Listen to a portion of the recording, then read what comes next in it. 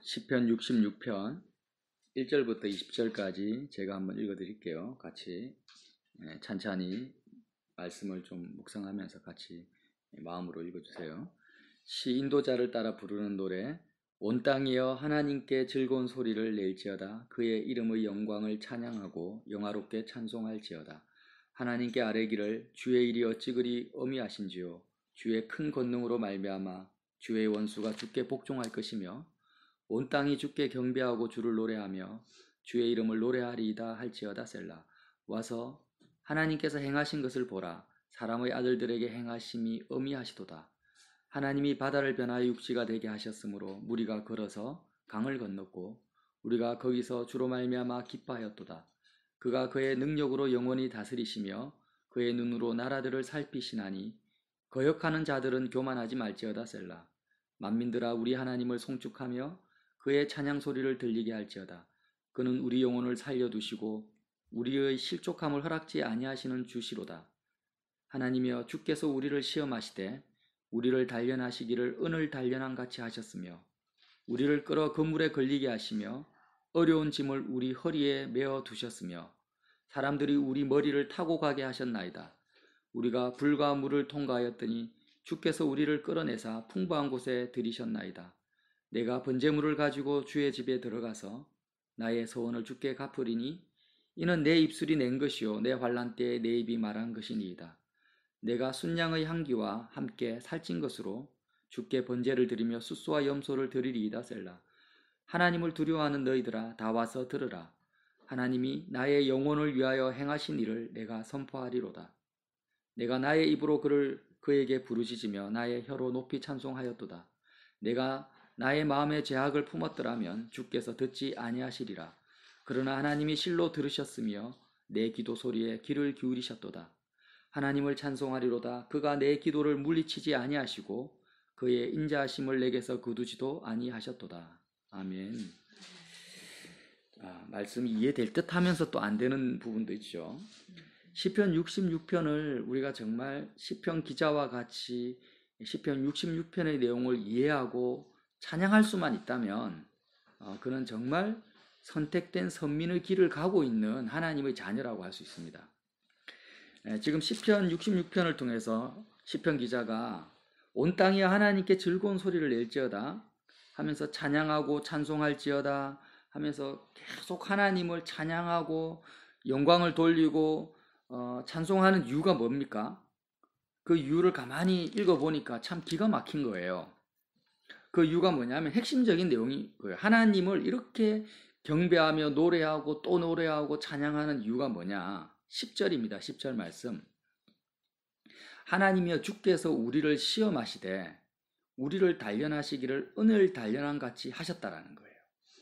그러니까 하나님께서 나를 연단하시고 시험하신 것으로 말미암아 하나님을 찬양하고 기뻐하며 노래하고 경배한다라는 거예요. 여러분 이게 이해가 되십니까? 하나님이 나를 시험하시는데 어떻게 시험하시느냐? 은을 단련한 같이 하셨다라는 거는요. 은을 뜨거운 용광로에 넣어서 불순물을 완전히 다 제거하잖아요. 그래서 12절에 보면 우리가 불과 물을 통과하였다. 정말 일반 사람들이 통과할 수 없는 그런 엄청난 고난과 연단을 통과했다라는 거예요. 그게 너무 감사하다라는 거예요. 지금 하나님께 우리를 시험하시고 단련하시되 자 11절 우리를 끌어서 그물에 걸리게 하셨어요. 참 이 그물에 걸린 것만큼 괴로운 게 있을까요? 물고기가 그물에 걸리면 빠져나갈 수가 없습니다. 이 비유가 어떤 비유냐면 이스라엘 백성을 광야로 인도하셔가지고 2주 만에 갈 수 있는 가나안 땅에 들어갈 수 있는 그 길을 그물에 걸리게 하셔가지고 40년 동안 못 빠져나가게 하신 거예요. 그 그물에 걸리게 하셔서 40년 동안 은을 단련한 같이 그렇게 연단하셔서 하나님을 원망하고 하나님을 대적하는 모든 백성들을 다 멸절시켜 버렸어요. 불순물을 다 제거해 버리셨어요. 이 사실이 너무나 감사하다라는 거예요. 심지어는 어려운 짐을 우리 허리에 메어 두셨으며 여러분 군대 가면은요 이 허리띠가 있어요. 군용 허리띠에 뭐가 있냐면 엄청 무거운 야삽을 여기 허리에 맵니다. 그리고 방독면도 맵니다. 소총도 맵니다. 무전기도 맵니다. 허리에 군인들이 매는 허리에 짐은요 한번 매보면은 너무너무 부담스럽고 힘들어요. 막 행군을 하다 보면 허리가 끊어질 것 같아요. 그런 것처럼 누가요? 하나님이 당신의 자녀들에게 어려운 짐을 그 자녀의 허리에 메어두신 거예요. 마치 어떤 사람을 만났는데 그 사람이 제발 좀 나를 떠나갔으면 좋겠다. 저 원수하고 좀 안 살았으면 좋겠다. 이런 느낌으로 계속 그물에 걸린 상태로 인생을 살아가게 하셨다라는 거예요. 근데 그렇게 하나님이 나를 연단하시고 시험하신 것이 내가 영적인 시각으로 진리의 시각으로 보니까 다 뭐라는 거예요? 노래하고 기뻐하고 찬양하고 영광 돌릴 일이다라는 거예요. 여러분 참 이게 너무 초월적인 시죠. 그리고 심지어 12절에 보면 사람들이 우리 머리를 타고 가게 하셨나이다. 이 말이 뭐냐면 우리의 머리를 짓밟고 갔다라는 거예요. 한번 상상해보세요. 나를 땅에 딱 들어눕혀가지고 사람들이 내 머리를 밟고 갑니다. 돌을 밟고 가듯이. 사람들이 우리 머리를 타고 가. 완전 내가 사람들한테 짓밟히고 무시당하고 그냥 쓰레기 취급을 받는 거예요. 우리가 불과 물을 통과하였다라는 거예요. 이런 연단. 그물에 걸리게 하시고 어려운 짐을 우리 허리에 메어 두셨고 사람들이 내 머리를 짓밟고 가게 하시고 불가물을 통과하게 하신 그러한 시험을 하신 하나님께 노래하고 찬양하라는 것입니다. 와, 정말 이해가 안 되죠. 뭐 부자 되게 한 것도 아니고 나를 높인 것도 아니고. 자, 시편 66편 6편에서 12절까지는요. 지금 우리가 출애굽기를 묵상하잖아요. 6절에서 12절까지는 무슨 내용이냐면 이스라엘 백성이 애굽에서 나와서 홍해를 건너서 광야 40년 길을 간 그 연단의 길을 요약해 놓은 거예요. 홍해를 건너서 광야 40년의 그 연단, 그 시험. 계속해서 출애굽기에서 뭐라고 합니까? 하나님이 이스라엘 백성을 뭐 한다고요? 시험한다. 내가 너희를 낮추고 시험한다고 합니다. 신명기 8장에는 내가 너희를 시험해서 마침내 내게 뭐라고요? 복을 주려 하심이라 모세가 그렇게 말해요. 하나님이 우리를 시험하는 모든 목적이 뭐냐면 단지 우리를 괴롭히고 못살게 굴고자 하는 게 아니라 시험하는 이유가 있는데 우리에게 복을 주시려고 하는 건데 그 복의 정체가 뭐냐라는 거예요. 야고보서 1장 2절에는 이렇게 말합니다.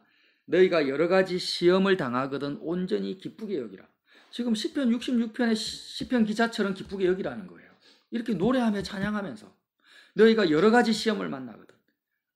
그물에 걸리고 허리에 무거운 짐이 메어지고 사람들이 내 머리를 짓밟고 가는 그런 시험을 당하거든. 여러 가지입니다. 한 가지도 아니고 온전히 시편 66편의 찬양을 해라. 왜냐? 시험을 참는 자는 복이 있나니 이는 시련을 견디어낸 자가 주께서 자기를 사랑하는 자들에게 약속하신 생명의 면류관을 얻을 것이기 때문이라. 베드로전서 1장 6절에는요. 너희가 이제 여러 가지 시험으로 말미암아 잠깐 근심하게 되지 않을 수 없으나.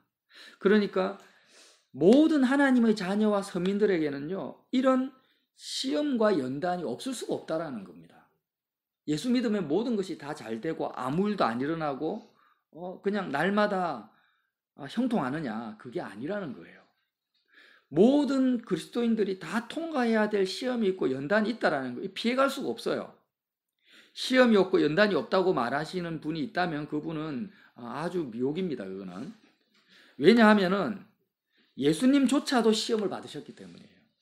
예수님께서 누가복음 22장 28절에 뭐라고 하냐면 제자들에게 말합니다. 너희는 나의 모든 시험 중에 항상 나와 함께 한 자들인즉 이렇게 말합니다. 제자들을 향해서 뭐라고요? 너희는 예수님이 하나님으로부터 이런 연단과 시험을 받으셨어요. 사람으로 오셔서. 근데 예수님이 당하는 모든 시험 중에 제자들이 너희가 항상 나와 함께 한 자들인즉 내가 너희에게 하나님의 나라를 기업으로 주겠다 이렇게 말씀을 하세요. 히브리서 2장 18절에도 그가 예수님이죠. 그가 예수님이 시험을 받아 고난을 당하셨은즉 시험 받는 자들을 능히 도우실 수 있느니라. 아멘. 예수님이 인간으로 오셔서 하나님의 첫 열매로 오셔서 친히 시험을 받으셨습니다. 하나님이 마귀에게 시험 당하는 것까지 허락하셨어요. 광야에서. 그리고 그 모든 시험 가운데 제자들이 함께 했고 초대교회 성도들도 여러 가지 시험을 당하고 있었고 시험 당하고 있는 사람들에게 베드로가 야고보 사도가 시험을 참아라고 권면을 하고 있고, 오늘 250만 명이나 되는 이스라엘 백성이 출애굽을 했는데 출애굽하는 과정도 시험이었고 광야 40년도 시험이었다라는 거예요. 그런데 우리가 한 가지 알아야 될 것은, 왜 그러면 하나님이 왜 시험하시느냐 이거예요. 왜 예인이를 시험하시냐라는 거예요. 왜 유연이를 시험하냐라는 거예요. 왜 나에게 내가 원하지 않는 사람을 붙여주시냐라는 거예요. 이런 시험들을 왜 허락하십니까? 이제 결론적으로 말하면, 우리를요, 하나님을 형상으로, 사람을 하나님의 형상으로 지었다라는 게 뭐라고 했습니까? 하나님을 담는 그릇으로 만드신 거예요. 그러니까 선민과 이방인의 차이가 뭐냐면, 선민은 하나님을 담는 그릇입니다. 깨끗한 그릇이에요. 근데 이방인은 뭡니까? 이미 세상을 담고 있는 그릇이라는 거예요. 세상을 다 담고 있어요. 하나님을 담아야 되는 하나님의 자녀들이 죄와 사망의 올무에 묶여가지고 세상을 마음에 가득 담고 있는 상태예요. 모든 이민족을 바라봐도 그렇고 저 사람을 봐도 그렇고 전부 마음에 세상을 가득 채워놓고 살고 있는 거예요. 하나님 사랑이 없습니다. 그래서 하나님이 아브라함 한 사람을 택하셔가지고, 아브라함의 후손들은 세상을 담는 자가 아니라 하나님만을 담는 그릇으로 내가 한 민족, 한 국가를 택하겠다고 택한 사람이 선민이라는 거예요. 그래서 이집트, 애굽에서 세상을 가득 담고 세상의 종로로 타고 있는 사람들을, 이제 세상 중독자들이죠. 그들을 세상에서 빼냈어요. 빼내셔가지고 광야로 인도하셨는데, 그 광야는 뭐예요? 담을 수 있는 세상이 존재하지 않는 상태라는 거예요. 광야라는 것은요, 담을 세상이 없는 곳이에요. 담을 세상이. 그러니까 이제 우리가 마약 중독자라든지 알코올 중독자를 치료하려면 어떻게 합니까? 술집에서 치료하는 거 아니에요. 술집도 없고 마약도 없는 아주 그냥 격리된 장소로 사람들을 이끌어가서요, 그 세상과 격리된 장소에서 마약을 끊게 하는 거예요. 눈에 마약이 보이고 술이 보이면은 끊을 수가 없는 거, 계속 유혹을 받으니까.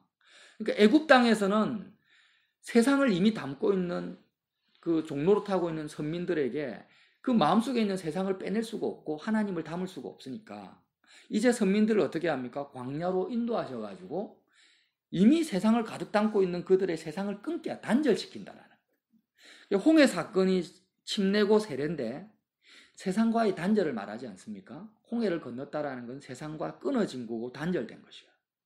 광야에서는 어떻게 합니까? 시험하신다라는 것은 여태까지 네가 마음으로 계속해서 돈이 좋고 사람이 좋고 세상이 좋은 그 끌어당기는 그 욕구, 땅에 속한 지체, 육신의 정욕, 이 욕구를 끊으라는 거예요. 광야에서.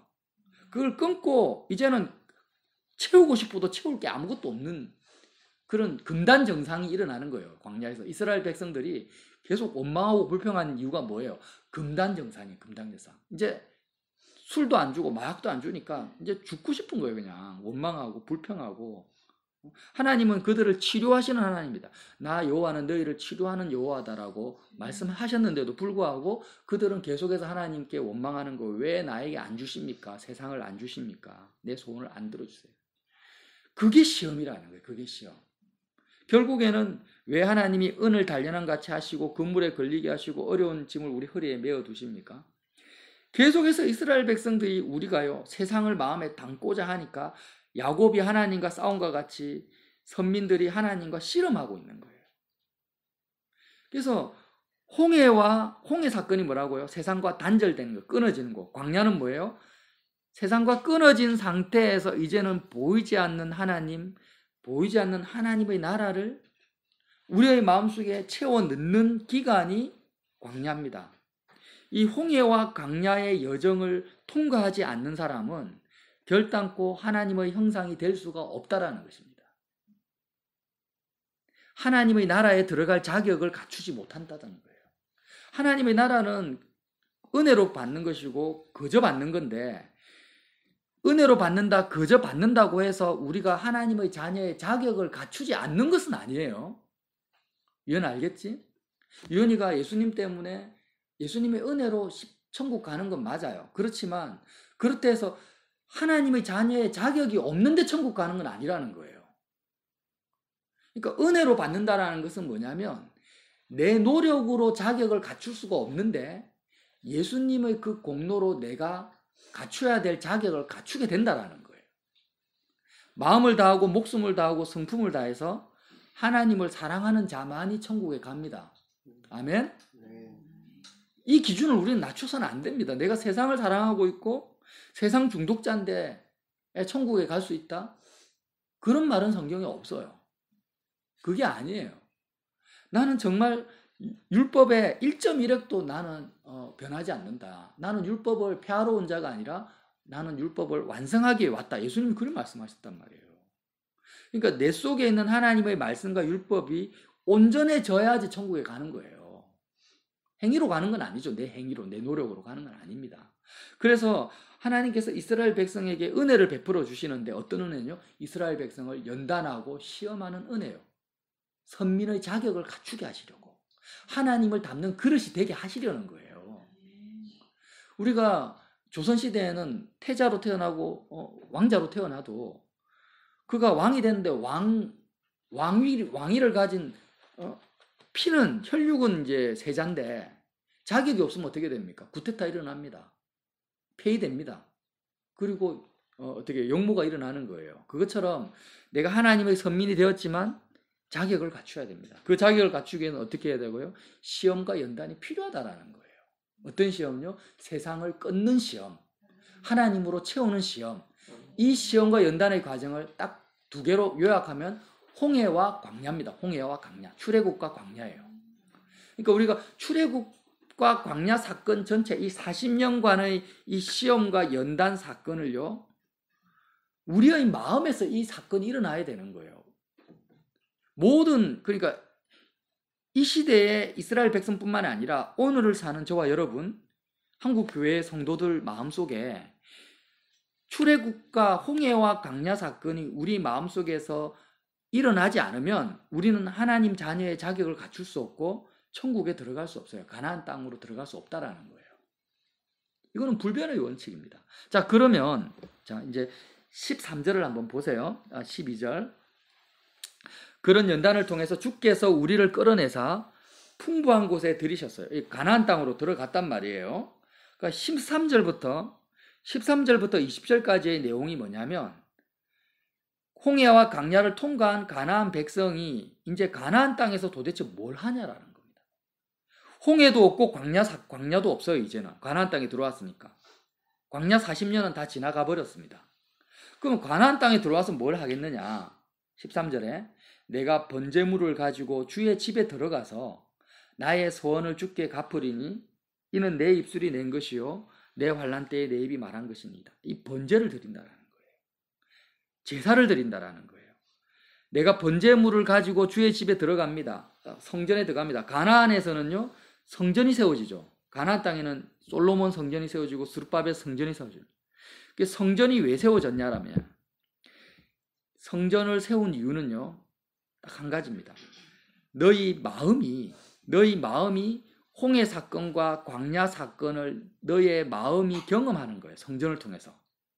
성전의 번제를 통해서, 제사를 통해서 40년의 홍해 사건과 광야 사건이 번제를 통해서 우리의 마음이 홍해를 건너고 광야를 지나는 것이 번제를 통해서 그대로 우리의 마음속에 단번에 이루어진다라는 거예요. 그래서 가나안 땅에서는 홍해 사건도 필요가 없고 광야 사건도 필요가 없는 거예요. 뭐만 있으면 됩니까? 제사만 있으면 된다라는 거예요. 다시 말하면 십자가 사건이 뭘 말하냐? 우리가 맨날 예수님과 함께 십자가에서 우리가 함께 죽었다. 주님이 나를 위해 십자가 지셨다. 이렇게 고백하잖아요. 그러면 2000년 전에 지신 예수님의 십자가 사건이 오늘을 사는 나의 사건으로 믿어진다라는 것이 뭘 의미하냐면요.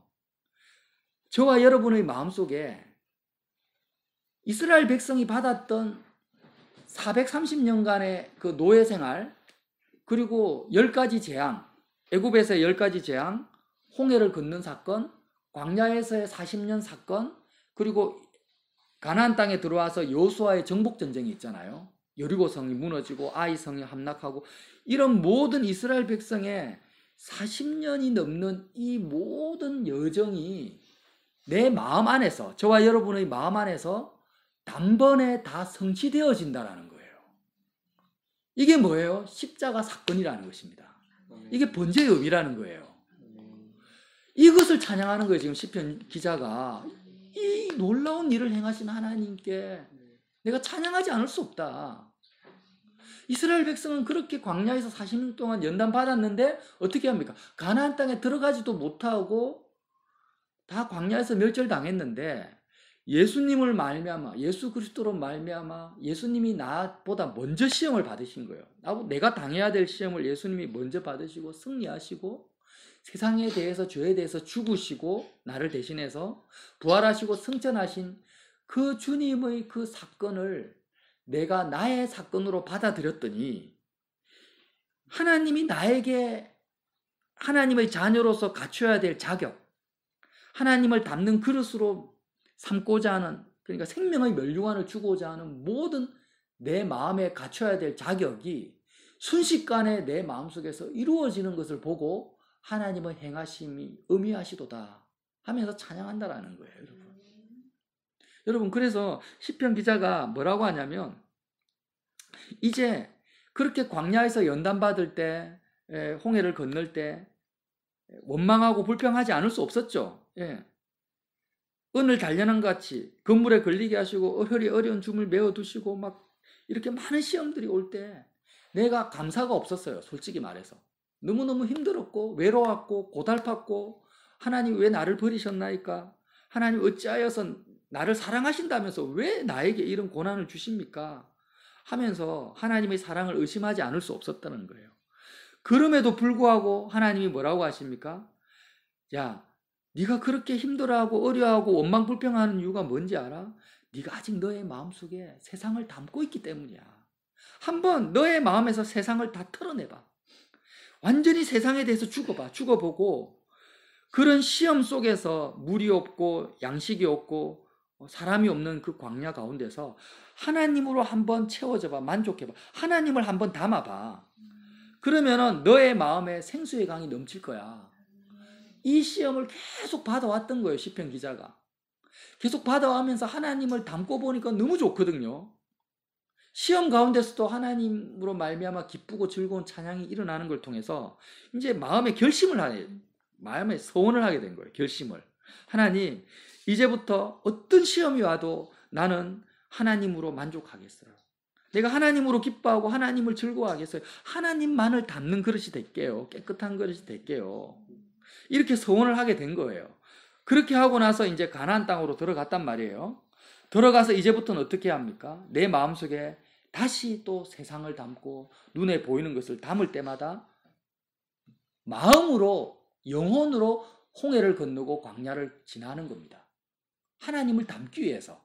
시편 기자가 내 마음에 세상을 끌어당기는 어떤 땅의 지체, 사망의 몸이 작동할 때마다 내가 정말 부자가 됐으면 좋겠다. 내가 수많은 사람들이 부러워하는 그런 인생을 살았으면 좋겠다. 이런 마음이 들 때마다 마음속에 서원한 것이 생각나는 거예요. 하나님, 나는 이제 하나님만을 담는 그릇이 될게요. 이 소원이 생각나면서 시편 기자가 마음으로 다시 홍해를 건너는 것입니다. 다시 광야를 지나는 거예요. 단번에 지나는 거예요. 단번에 홍해를 건너고 단번에 광야를 지납니다. 어떻게 해요? 번제를 통해서 십자가 사건을 통해서 그리스도의 죽음을 먹고 마시는 것을 통해서 단번에 어떤 마음이 됩니까? 세상을 다 비워버리고 하나님만을 담는 그릇이 된다라는 거예요. 이게 뭐예요? 내가 번제물을 가지고 주의 집에 들어가서 나의 소원을 주께 갚겠다. 이는 내 입술이 낸 것이요. 내가 고백한, 내가 원한 거라는 거예요. 내 입술이 낸 것이고 내 환난 때에 내 입이 말한 것이다. 광야 40년 동안 그렇게 연단 받을 때 그 연단의 결과가 뭡니까? 그렇구나. 어떤 부자일 든 가난할 든 건강할 든 약할 든 어떤 때에도 내가 하나님을 노래하고 항상 기뻐하고 범사에 감사하고 쉬지 않고 기도해야 되겠다라고 그 환난 때에 내가 고백하고 서원하고 말한 것을 지키기 위해서 번제물을 가지고 주의 집에 들어가겠다. 신약으로 말하면 십자가 앞으로 내가 나아가겠다라는 거예요. 어떻게 해요? 홍해를 건너고 광야를 지나기 위해서. 그러면 15절에 내가 순양의 향기와 함께 살찐 것으로 주께 번제를 드리며 숫소와 염소를 드리리이다. 하나님을 두려워하는 너희들아 다 와서 들으라. 하나님이 나의 영혼을 위하여 행하신 일을 내가 선포하리다. 하나님이 나의 영혼을 위하여 행하신 일이 뭐예요? 하나님이 나를 광야에서 시험하신 일이라. 나를 연단하신 거라는 거예요. 이게 뭐예요? 다 알고 보니까 나의 영혼을 위해서 행하신 일이구나. 하나님의 자녀 삼으시려고 행하신 일이구나. 내가 나의 입으로 그에게 부르짖으며 나의 혀로 높이 찬송하리이다. 내가 나의 마음에 죄악을 품었더라면 주께서 듣지 아니하시리이다. 우리가 오늘 10계명 이야기했는데요. 나의 마음에 죄악을 품었다라는 게 뭐냐면 이스라엘 백성이 하나님의 시험을 통과해야 되는데 오히려 광야에서 하나님을 시험합니다.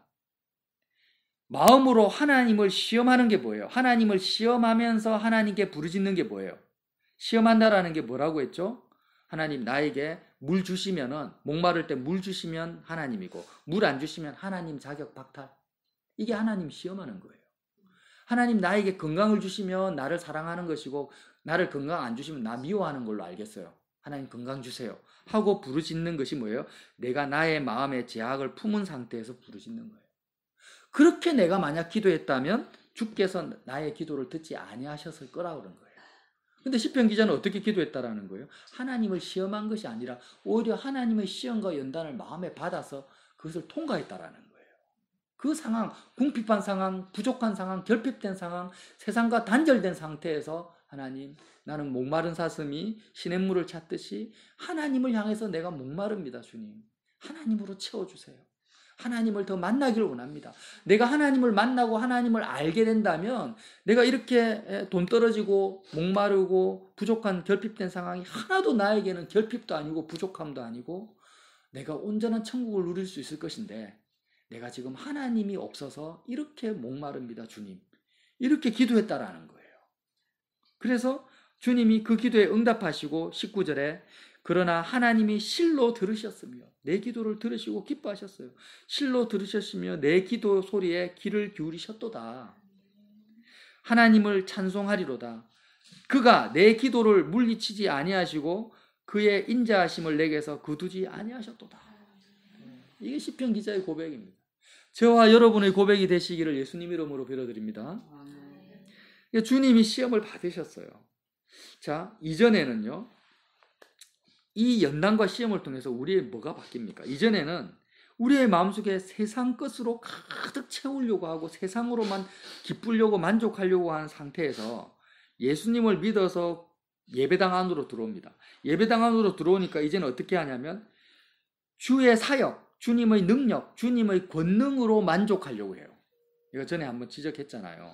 이전에는 돈 많이 벌고 세상 사람들한테 인정받고 칭찬받는 것으로 만족하려고 했다가 거듭나고 나서 예배당 안으로 들어와서는 뭐로 만족합니까? 전도에서 많은 열매가 맺히고 내가 기도했더니 병자가 낫고 기도하는 응답 받고 이런 주님의 사역으로 만족하려고 하는 거예요. 주님의 권능으로. 제자들이 마치 귀신을 쫓아내니까 막 귀신 쫓기는 것 때문에 너무 기뻐하잖아요. 병자가 막 고침 받는 것으로 기뻐하고 예수님을 향해서 수많은 군중이 확 모이는 것 때문에 제자들이 너무 뿌듯해하거든요. 그러니까 우리가 그런 제자들의 길을 갔던 거예요. 아, 변화됐다고 생각하는 거예요. 내가 주님으로 기뻐하는 것과 주님의 사역으로 기뻐하는 것은 전혀 다른 문제거든요. 이해가 되시죠? 제자들이 주님으로 기뻐해야 되는데 예수님으로 기뻐 안 하고요. 예수님이 왕이 되면 나는 우의정하고 너는 좌의정해라. 나는 정말 로마의 압제에서 벗어난 독립 이스라엘을 맞이하겠다. 주님의 사역으로 기뻐하려고 했던 거예요. 우리도 똑같았어요. 세상을 버렸다. 나는 이제 세상을 사랑하지 않는다. 하나님은 사랑한다. 이렇게 이야기했지만 결국 뚜껑을 열고 보니까 내가 하나님을 사랑한 것이 아니고 그거는 조금밖에 없고 뭐가 많아요? 하나님의 역사와 하나님의 권능과 하나님의 사역으로 기뻐하려고 달려왔던 거예요. 그런데 그런 가운데서 하나님이 나를 또 시험하시고 연단하시고 사람들이 내 머리를 밟고 가게 하시고 나를 광야로 인도하시는 거예요. 주님의 사역조차도 없어요. 제가요 처음 예수 믿고 대학생 때 제가 젊을 때 얼마나 제가 잘 나갔는지 몰라요. 사역적으로. 그때 CCC 한국 총재가 김중훈 목사님이었는데 제가 사역하는 캠퍼스에 와가지고 대한민국에 있는 모든 CCC 사역자들은 이 캠퍼스에 와서 견학을 가라 해서 견학 왔단 말이에요.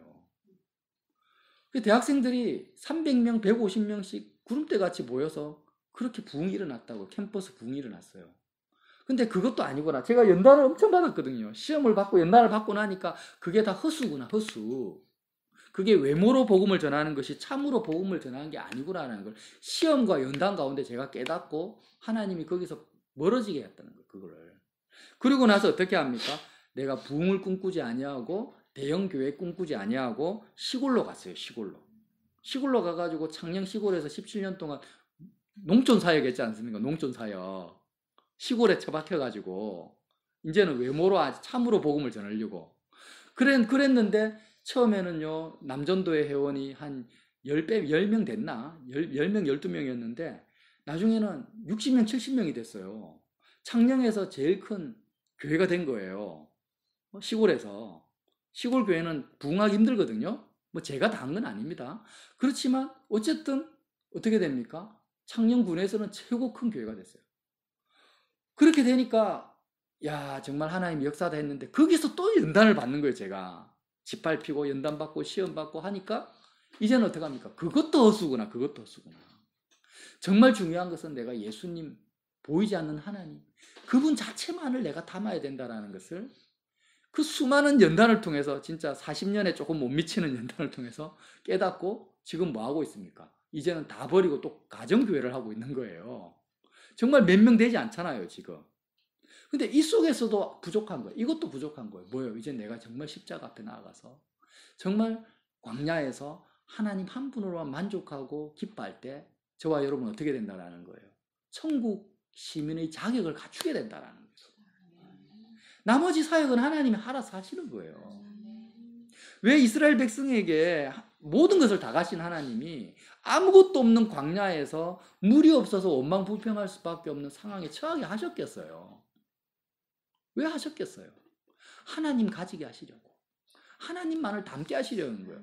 이게 출애굽기와 성경 전체 너무나 선명한데 지금 수많은 교회들이 뭘 이야기합니까? 부흥. 하나님 믿으면 땅에서도 잘 된다. 형통한다. 더 많이 가져라. 100배나 가진다. 이렇게 이야기를 합니다. 아닙니다. 거꾸로 가고 있는 거예요. 우리는요. 금그릇, 은그릇이 아니라 깨끗한 그릇이 돼야 됩니다. 하나님을 담는 그릇이 돼야 돼요. 이 의도를 안다면은, 이 하나님의 의도를 안다면은 우리가 당하는 모든 시험과 연단에 대해서 우리는 어떻게 해야 될까요? 시험 받을 때마다 홍해를 건너고 광야를 건너기 위해서 십자가 앞으로 가는 것입니다. 단번에 건너버려요. 단번에. 주님이 단번에 모든 제사를 이루어 버리신 거예요. 그래서 그때마다 우리는 시편 66편 온 땅이여 하나님께 즐거운 소리를 낼지어다. 그의 이름의 영광을 찬양하고 영화롭게 찬송할지어다. 하나님께 아뢰기를 주의 일이 어찌 그리 어미하신지요. 주의 큰 권능으로 말미암아 주의 원수가 주께 복종할 것이며 온 땅이 주께 경배하고 주를 노래하며 주의 이름을 노래하리이다 할지어다. 와서 하나님께서 행하신 것을 보라. 사람의 아들들에게 행하심이 어미하시도다. 여러분, 이 시편 고백이요, 우리의 고백이 될 수밖에 없습니다. 자, 이제 말씀을 마치겠습니다. 주님께서 시험을 당하셨고, 지금 우리가 얼마나 힘든지, 때로는 얼마나 외로운지, 얼마나 부족한지, 얼마나 결핍 가운데 있는지를 아십니다. 모르시는 게 아니에요. 아셔요. 아시는 가운데서 어떻게 합니까? 주님이 연연해하지 마라. 네가 부족함을 느끼고 결핍을 느끼고 외로움을 느낄 때마다 거기에 연연해하지 말고 아예 죽어버리라는 거예요. 아예 광야에서 원망불평하던 이스라엘 백성이 다 멸절된 것처럼 세상에 속한 너가 완전히 광야에서 멸절되기 전까지는 가나안 땅에 못 들어간다는 거예요. 완전히 더 죽어버리고 더 비워버리고 아예 보이지 않는 하나님을 그 가운데서 찾고 구하라는 것입니다. 여러분, 정말 인격적으로 예수님을 만난 모든 사람의 공통점이 뭔지 아세요? 예수님을 만난 그 순간을 한번 돌이켜 보십시오. 정말 예수님을 간절하게 만난, 기쁨으로 천국을 경험한 그 순간, 하나같이 광야에 서 있습니다. 하나같이 결핍 속에 있어요. 하나같이 단절 속에 있습니다. 하나같이 그냥 세상에 낙이 없어요. 그냥 세상에는 어떤 소망도 없고 누구도 기댈 것이 없고 누구도 의지할 수 없는 그런 철저한 광야와 결핍 속에서 이제 누구를 만나요? 보이지 않는 예수님, 하나님을 다 만난 거예요. 이게 공통점이에요. 이게 뭐예요? 번제물을 가지고 주의 집에 들어가서 내 소원을 주께 갚는다 이 말이에요. 그러니까 시편 기자는 지금 가나안 땅에 들어왔잖아요. 이제는 다 있어요. 집도 있고 자녀도 있고 밭도 있고 논도 있고 양도 있고 다 있습니다. 다 있는 가운데서 하나님을 가지려고 어떻게 합니까? 마음으로 홍해와 광야를 건너기 위해서 번제물을 가지고요. 돈 벌러 가는 게 아니라 성전으로 가는 거예요. 가서 예수 그리스도의 십자가 사건을 나의 것으로 맞이하면서 실제로는 다 가지고 있는데 그의 마음만큼 어떻게 해요? 처음에 하나님을 만났던 순간으로 돌아가는 거예요. 실제로는 다 가지고 있는데 사람들이 나를 칭찬하고 있어요.